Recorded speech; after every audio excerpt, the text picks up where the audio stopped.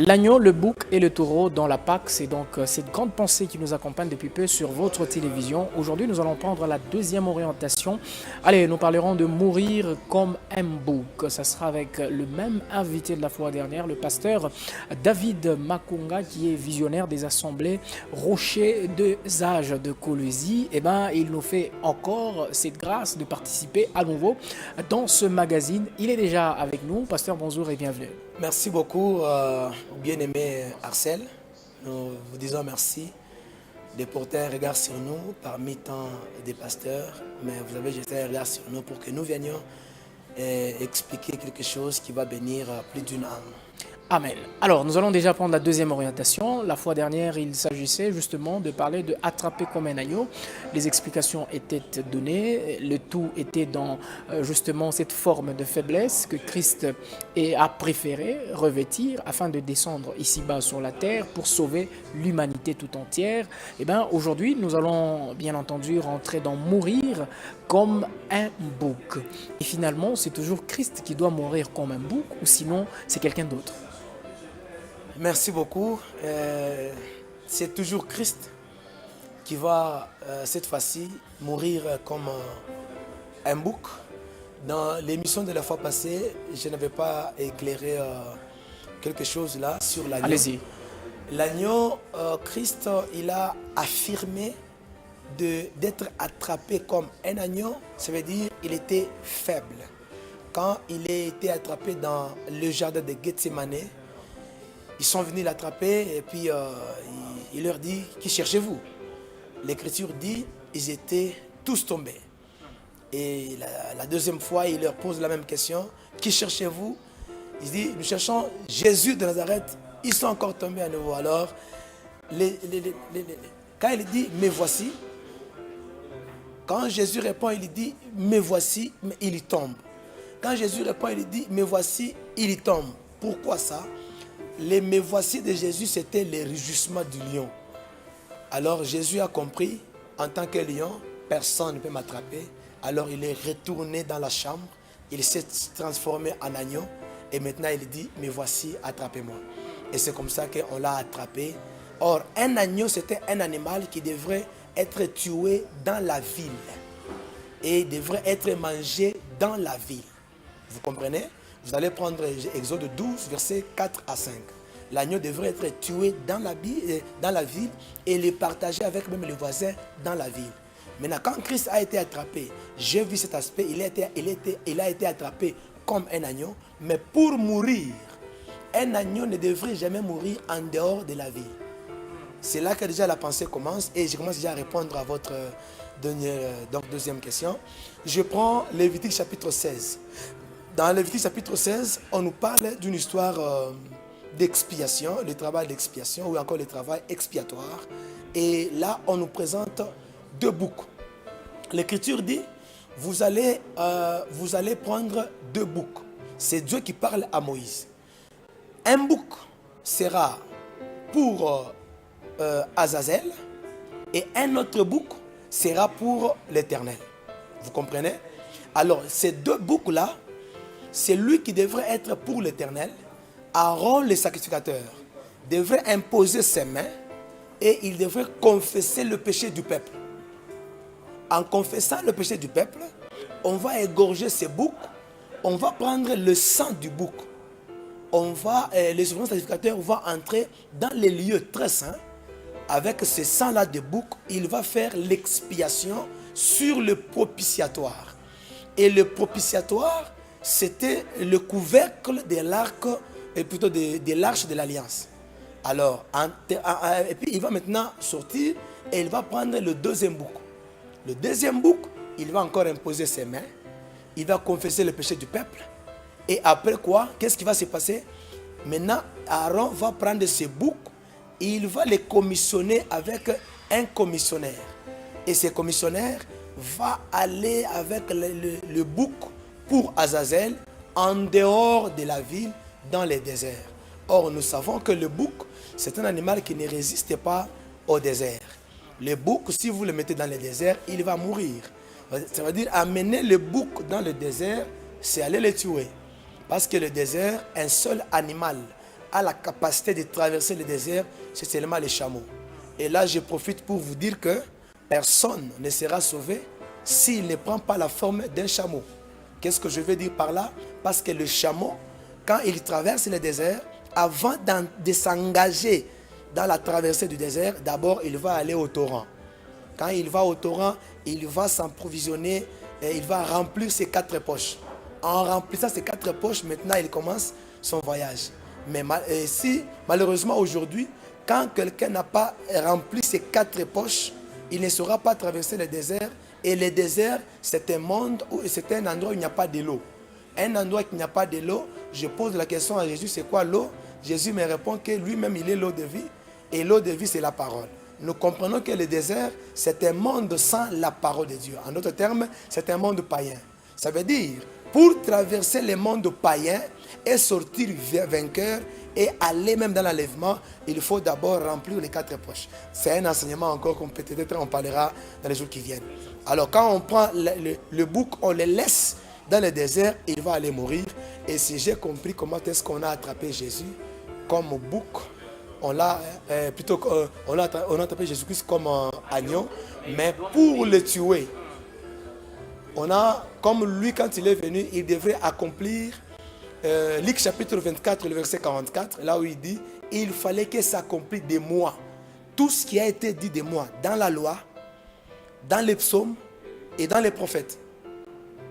Qu'est-ce qu'on a dit dans la loi? Dans la loi, on a dit, si vous attrapez un bouc qu'on appelle le bouc d'Azazel, il faut aller les jeter où? Dans le désert. Alors Christ est venu accomplir cette écriture. Voilà pourquoi on l'a attrapé comme un agneau. Mais pour qu'il meure, il a choisi d'aller mourir en dehors de la ville pour confirmer qu'il était réellement un bouc. Il a choisi où on l'a amené. Tout ce qui s'était passé, même les gens qui l'ont amené, même lui-même qui partait, c'était le plan que Christ lui-même avait déjà établi avant qu'il ne vienne dans le monde. Pour les gens qui étaient là, ils pensaient qu'il était en train de faire souffrir Christ, alors qu'ils étaient en train d'accomplir le plan que Dieu avait déjà établi pour ça. Or, quand je parle de Dieu, je parle de lui-même Christ, parce que Christ, il est tout en tous. Alors, qui, justement, devait faire mourir Christ dans ce contexte? Dans ce contexte, c'est lui qui devait faire mourir Christ. Donc, premièrement, je prends toujours le bouc. Le bouc, il doit être offert par Agneau le sacrificateur. Aaron le sacrificateur, souverain sacrificateur. Et ici, dans cette séquence, Aaron, il est l'image de Dieu le Père. Vous comprenez? Qui a pris le péché de toute l'humanité. Il a chargé ça sur son fils Jésus qui est le bouc. Mais pour... Qui devient le bouc. Oui, qui devient le bouc. Alors, un bouc qui transporte le péché et il doit aller mourir en dehors du désert. Vous comprenez? Ou plutôt en dehors de la ville. Et quand il part là-bas, il ne devait pas aller seul. Dans l'ombre, il devrait être accompagné par un commissionnaire. Et ce commissionnaire, après avoir terminé ce service d'accompagner le bouc en dehors, il devrait rentrer. Et quand il rentre, il était devenu impur et il fallait qu'il passe aussi par la purification de l'eau. Maintenant, aujourd'hui, regardons Jésus-Christ. Pendant qu'il devait partir à la croix, Jésus dans l'ombre, nous voyons un homme, mais dans la réalité, nous voyons les soldats romains. Nous voyons les soldats romains. Nous voyons Christ qui est accompagné par une multitude de personnes qui crient « Crucifiez-les ». Et sûrement, c'est lui qui a donné cet ordre, c'est un homme qu'on appelle Pilate. Et quand Pilate dit « Je ne vois pas un crime, mais faites de lui ce que vous voulez », automatiquement, Pilate devient le commissionnaire qu'on avait vu dans l'ombre. Dans l'ombre, on a vu un homme qui devrait accompagner Christ. Et dans la réalité, nous voyons la parole de celui qui était comme chef. Parce que personne ne pouvait aller à la rencontre de la décision de Pilate. Et quand Pilate dit, il est là, automatiquement, Pilate devient l'homme qui devrait accompagner, les commissionnaires qui devaient accompagner Christ. Alors il devrait être accompagné maintenant avec les gens que l'ombre ne nous a pas fait montrer, mais dans la réalité, nous le voyons. Alors éclairez-nous un tout petit peu. Jésus-Christ meurt où? Merci. Christ, il est mort en dehors de la ville de Jérusalem. Par rapport d'abord à la géographie. Il est mort en dehors de la ville de Jérusalem. Cette manière de mourir en dehors de la ville de Jérusalem, c'est tout un message codé que Christ nous a caché et il nous a révélé ça au moyen du Saint-Esprit pour comprendre, parce qu'il n'y a rien qui est écrit au hasard.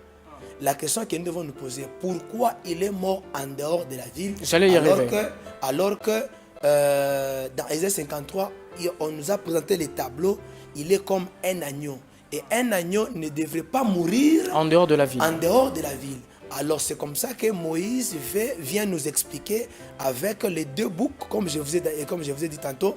Alors Christ, en prenant la forme d'un bouc, il devrait aller mourir en dehors de la ville. Pourquoi? C'est encore un message.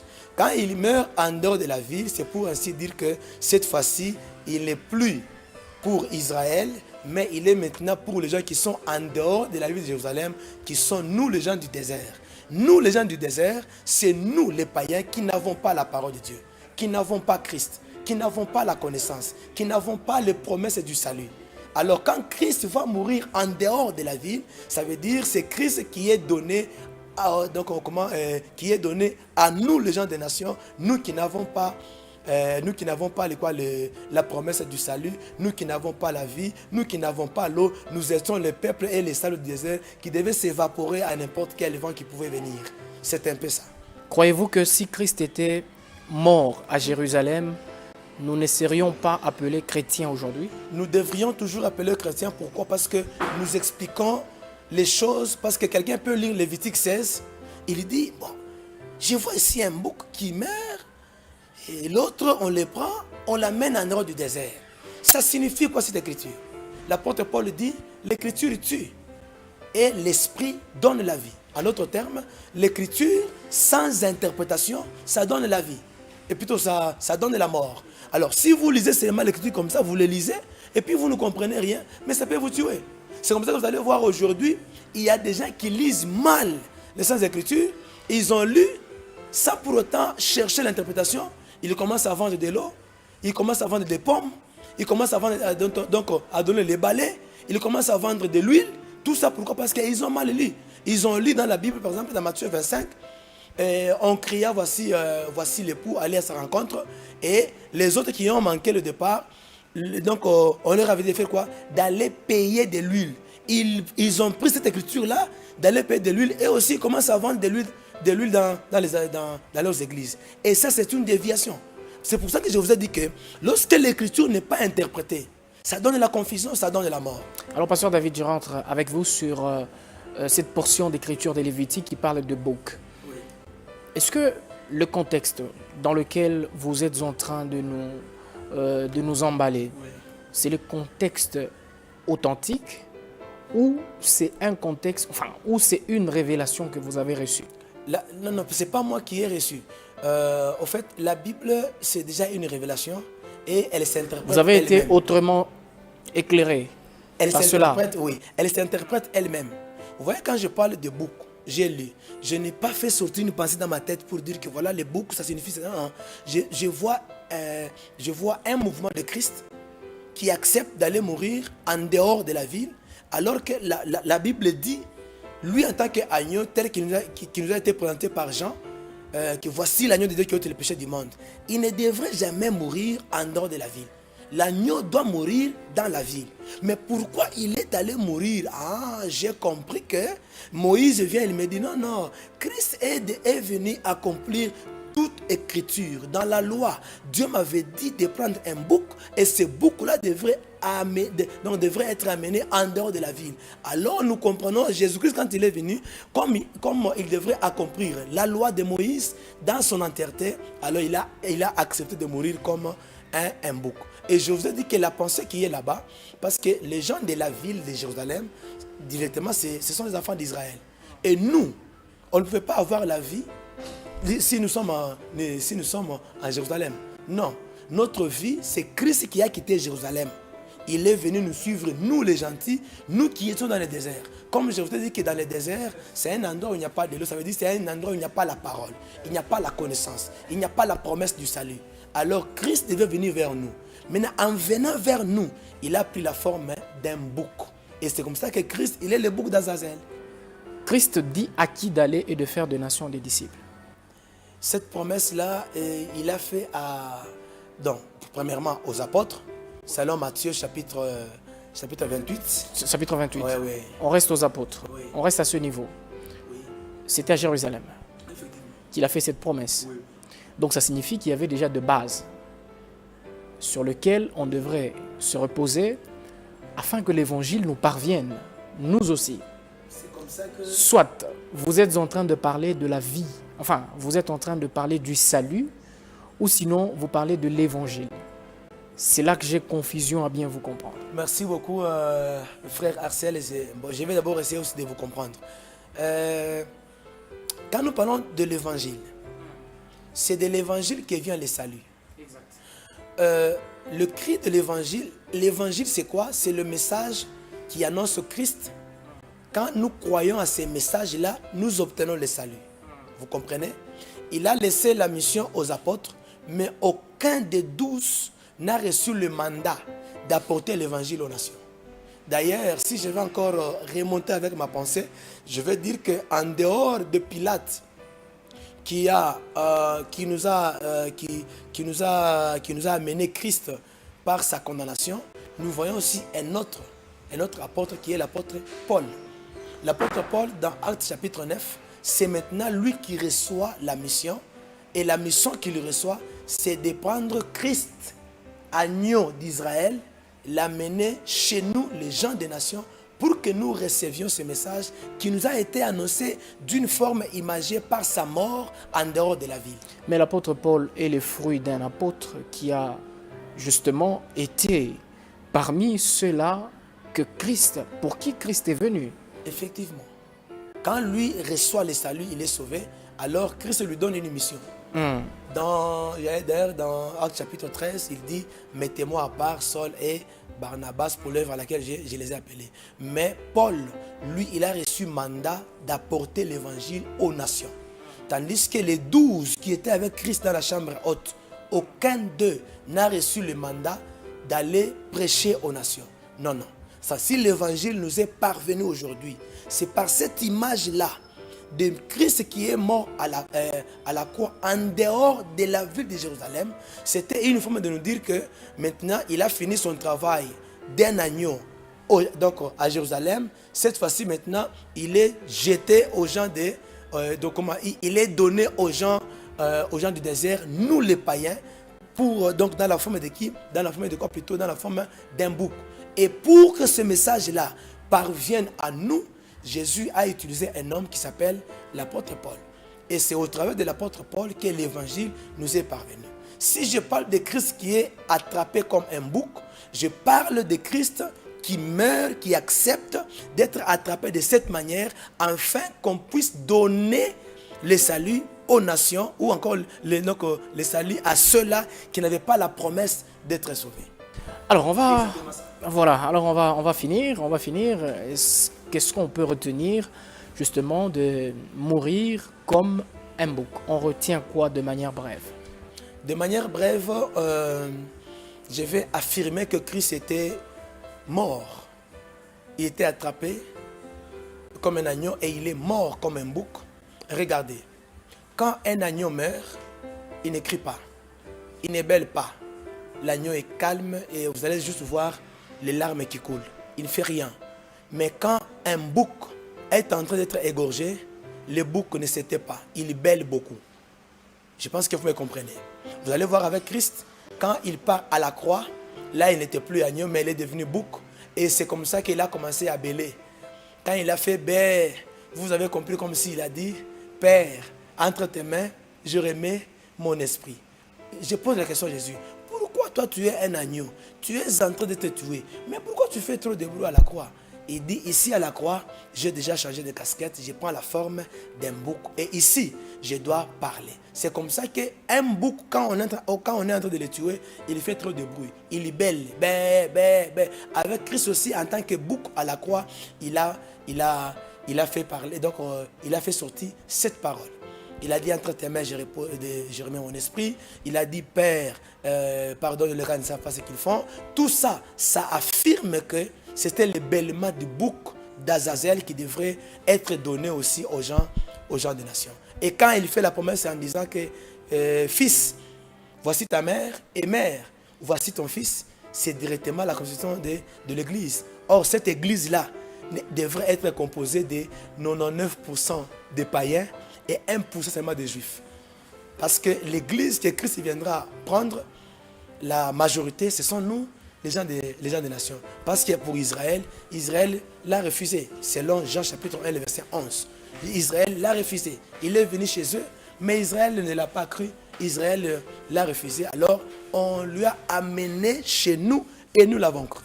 Le message que tout le monde va comprendre de Christ qui est attrapé, qui est mort comme un bouc, c'est que pour nous, Christ, il nous a été donné et ce n'est pas un Christ muet.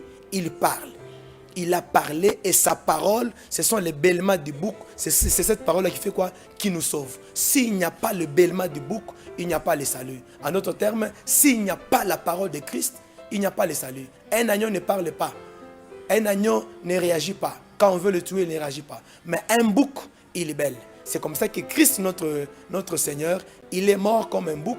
C'était pour nous laisser sa parole. Et cette parole devait traverser les mers et les océans pour le salut de tout le monde qui croit en cet évangile. Amen. Allez, c'était le pasteur David Makonga de la communauté, visionnaire de la communauté Rocher des Âges, qui justement nous bénissait sur votre télévision. On va donc se retrouver demain pour la suite et la fin de justement ces interventions, du moins pour cette thématique. Au revoir.